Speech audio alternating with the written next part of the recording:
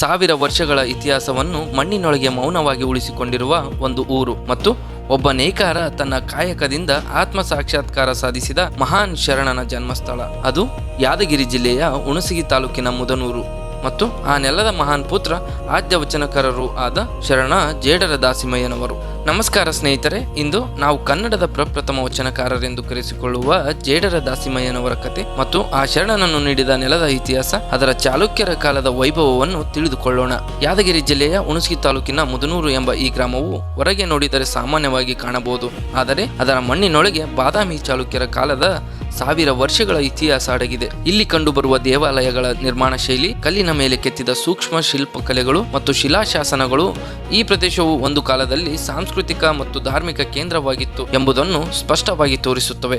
ಸುಮಾರು 18ಕ್ಕೂ ಹೆಚ್ಚು ಶಿಲಾಶಾಸನಗಳು ಇಲ್ಲಿ ಪತ್ತೆಯಾಗಿದ್ದು, ಪ್ರತಿಯೊಂದು ಕಲ್ಲು ಈ ನೆಲದ ವೈಭವವನ್ನು ಸಾರುತ್ತವೆ ಮತ್ತು ಈ ಎಲ್ಲವೂ ಚಾಲುಕ್ಯರ ಕಾಲದ ಕಲೆ ಮತ್ತು ಸಂಸ್ಕೃತಿಯ ಮಹತ್ವವನ್ನು ಪ್ರತಿಬಿಂಬಿಸುತ್ತವೆ. ಮುದನೂರಿನ ಪವಿತ್ರತೆಯನ್ನು ಹೆಚ್ಚಿಸುವ ಮತ್ತೊಂದು ವಿಶೇಷ ಅಂಶ ಎಂದರೆ ಇಲ್ಲಿರುವ ಸಪ್ತತೀರ್ಥಗಳು: ರಾಮತೀರ್ಥ, ಲಕ್ಷ್ಮಣ ತೀರ್ಥ, ಹಾಲು ತೀರ್ಥ, ಪಾಂಡವ ತೀರ್ಥ, ಸಕ್ಕರ ತೀರ್ಥ ಮತ್ತು ಸಂಗಮ ತೀರ್ಥಗಳು.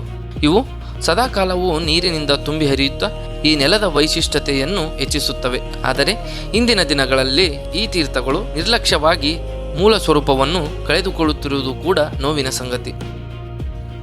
ಇಂತಹ ಐತಿಹಾಸಿಕ ಮತ್ತು ಆಧ್ಯಾತ್ಮಿಕ ಮಹತ್ವ ಹೊಂದಿರುವ ಮುದನೂರು ಗ್ರಾಮದಲ್ಲಿ ಶಂಕರಿ ಮತ್ತು ರಾಮಯ್ಯ ಎಂಬ ಶರಣ ದಂಪತಿಗಳ ಉದರದಲ್ಲಿ ಜನಿಸಿದವರು ಶರಣ ಜೇಡರ ದಾಸಿಮಯ್ಯನವರು. ಅವರು ಜನ್ಮತಃ ಸಾಮಾನ್ಯ ವ್ಯಕ್ತಿಯಾಗಿದ್ದರೂ ತಮ್ಮ ಸಾಧನೆ, ಅನುಭವ ಮತ್ತು ಆತ್ಮ ಸಾಧನೆಯ ಮೂಲಕ ಅಸಾಮಾನ್ಯ ವ್ಯಕ್ತಿತ್ವವನ್ನು ರೂಪಿಸಿಕೊಂಡರು. ದಾಸಿಮಯ್ಯನವರು ವೃತ್ತಿಯಿಂದ ನೇಕಾರರು, ಅಂದರೆ ಬಟ್ಟೆ ನೇಯುವ ಕೆಲಸ ಮಾಡುತ್ತಿದ್ದರು. ಆದರೆ ಆ ಕೆಲಸ ಕೇವಲ ಅವರಿಗೆ ಜೀವನೋಪಾಯವಾಗಿರಲಿಲ್ಲ, ಒಂದು ಸಾಧನೆ, ಒಂದು ಯೋಗ, ಒಂದು ಆಧ್ಯಾತ್ಮಿಕ ಮಾರ್ಗವೂ ಕೂಡ ಆಗಿತ್ತು. ಹತ್ತಿಯ ನೂಲುಗಳನ್ನು ಒಂದಕ್ಕೆ ಒಂದು ಜೋಡಿಸಿ ಬಟ್ಟೆ ರೂಪಿಸುವಂತೆ ದಾಸಿಮಯ್ಯನವರು ತಮ್ಮ ಜೀವನದಲ್ಲಿನ ಆತ್ಮ, ಜ್ಞಾನ ಮತ್ತು ಅನುಭವಗಳನ್ನು ಒಂದುಗೂಡಿಸಿ ಶುದ್ಧವಾದ ಮತ್ತು ಅರ್ಥಪೂರ್ಣವಾದ ಜೀವನವನ್ನು ರೂಪಿಸಿಕೊಂಡರು ಮತ್ತು ತಮ್ಮ ಕಾಯಕದಲ್ಲೇ ಶಿವನನ್ನು ಕಂಡರು. ಸಾಮಾನ್ಯವಾಗಿ ವಚನ ಸಾಹಿತ್ಯವು ಬಸವಾದಿ ಶರಣರಿಂದ ಆರಂಭವಾದಂತೆ ನಾವು ಭಾವಿಸುತ್ತೇವೆ. ಆದರೆ ಅದರ ಮೊದಲ ಬೆಳಕನ್ನು ನೀಡಿದವರು ದಾಸಿಮಯ್ಯನವರು.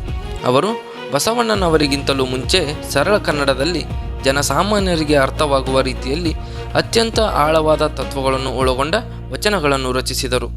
ರಾಮನಾಥ ಎಂಬ ಅಂಕಿತದೊಂದಿಗೆ ಸುಮಾರು 176 ವಚನಗಳನ್ನು ರಚಿಸಿದ ಅವರು ತಮ್ಮ ವಚನಗಳಲ್ಲಿ ಸಮಾಜದ ಲೋಪದೋಷಗಳನ್ನು ತೀವ್ರವಾಗಿ ಖಂಡಿಸುತ್ತಾ ಧರ್ಮ, ನೀತಿ, ಭಕ್ತಿ ಮತ್ತು ದಾಸ್ಯಭಾವವನ್ನು ಸುಂದರವಾಗಿ ಪ್ರತಿಪಾದಿಸಿದರು. ದಾಸಿಮಯ್ಯನವರ ಜೀವನ ಕೇವಲ ತತ್ವಗಳ ಮಾತಲ್ಲ, ಅದು ಒಂದು ಅನುಭವದ ಪಾಠವಾಗಿದ್ದು, ತಮ್ಮ ಪತ್ನಿಯಾದ ದುಗ್ಗಳೆಯವರೊಂದಿಗೆ ಅವರು ನಡೆಸಿದ ದಾಂಪತ್ಯ ಜೀವನ ಅತ್ಯಂತ ಅನ್ಯೋನ್ಯವಾಗಿತ್ತು ಮತ್ತು ದುಗ್ಗಳೆಯಂತಹ ಸತಿ ಇದ್ದರೆ ಸಂಸಾರ ಲೇಸು, ಇಲ್ಲದಿದ್ದರೆ ಸನ್ಯಾಸ ಲೇಸು ಎಂಬ ಅವರ ಮಾತು ಜೀವನದಲ್ಲಿನ ಪ್ರೀತಿ ಮತ್ತು ಗೌರವದ ಮಹತ್ವವನ್ನು ತೋರಿಸುತ್ತದೆ. ದಾಸಿಮಯ್ಯನವರು ಕೇವಲ ಒಬ್ಬ ವಚನಕಾರರಲ್ಲ, ಅವರು ಒಂದು ಚಿಂತನೆಯ ಮೂಲ. ಅವರು ನಡೆಸಿದ ಶಿವಕಾರುಣ್ಯ ಗೋಷ್ಠಿಗಳು ಮುಂದೆ ಬಸವಣ್ಣನವರ ಕಾಲದಲ್ಲಿ ಅನುಭವ ಮಂಟಪದಂತಹ ಮಹಾನ್ ವಿಚಾರ ವೇದಿಕೆಯ ರೂಪುಗೊಳ್ಳಲು ಪ್ರೇರಣೆ ನೀಡಿದವು. ಹಾಗೆ ಅವರ ಚಿಂತನೆಗಳು ಬಸವಣ್ಣ ಮತ್ತು ಇತರ ಶರಣರ ಮೇಲೆ ಗಾಢವಾದ ಪ್ರಭಾವ ಕೂಡ ಬೀರಿದವು. ಆದ್ಯ ವಚನಕಾರ ಶರಣ ಜೇಡರ ದಾಸಿಮಯ್ಯನವರು ಕೇವಲ ಒಬ್ಬ ವ್ಯಕ್ತಿಯಲ್ಲ, ಅವರು ಕನ್ನಡ ವಚನ ಸಾಹಿತ್ಯದ ಮೂಲ, ಒಂದು ಚಳುವಳಿಯ ಆರಂಭ ಮತ್ತು ಮುದನೂರಿನಂತ ಪವಿತ್ರ ನೆಲದ ಹೆಮ್ಮೆ. ಆದರೆ ಇಂತಹ ಚಾಲುಕ್ಯರ ಕಾಲದ ವೈಭವವನ್ನು ಹೊತ್ತ ಮುದನೂರು ಇಂದು ನಿರ್ಲಕ್ಷ್ಯದಿಂದ ಶಿಥಿಲವಾಗುತ್ತಿದೆ. ದೇವಾಲಯಗಳು ಕುಸಿಯುತ್ತಿವೆ, ಶಿಲಾಶಾಸನಗಳು ನಾಶವಾಗುತ್ತಿವೆ ಮತ್ತು ಇತಿಹಾಸ ಹೇಳುವ ಕಲ್ಲುಗಳು ದಾರಿಯಲ್ಲಿ ಬಿದ್ದಿವೆ ಅಥವಾ ಮನೆಗಳ ಗೋಡೆಗಳಾಗಿ ಬಳಸಲ್ಪಡುತ್ತಿವೆ. ಆದ್ದರಿಂದ ಈ ಇತಿಹಾಸವನ್ನು ಉಳಿಸಿಕೊಳ್ಳುವುದು ನಮ್ಮೆಲ್ಲರ ಜವಾಬ್ದಾರಿಯಾಗಿದೆ ಎಂದು ಹೇಳುತ್ತಾ, ಸ್ನೇಹಿತರೆ, ಇಂತಹ ಕನ್ನಡ ಇತಿಹಾಸದ ಅಪರೂಪದ ಕಥೆಗಳು ನಿಮಗೆ ಇಷ್ಟವಿದ್ದರೆ ಈಗಲೇ ನಮ್ಮ ಯೂಟ್ಯೂಬ್ ಚಾನಲನ್ನು ಸಬ್ಸ್ಕ್ರೈಬ್ ಮಾಡಿ. ಇನ್ನು ಮುಂದೆ ಬರುವ ಯಾವುದೇ ವಿಡಿಯೋ ಮಿಸ್ ಆಗದಂತೆ ಬೆಲ್ ಐಕಾನ್ ಕೂಡ ಪ್ರೆಸ್ ಮಾಡಿ. ಧನ್ಯವಾದಗಳು.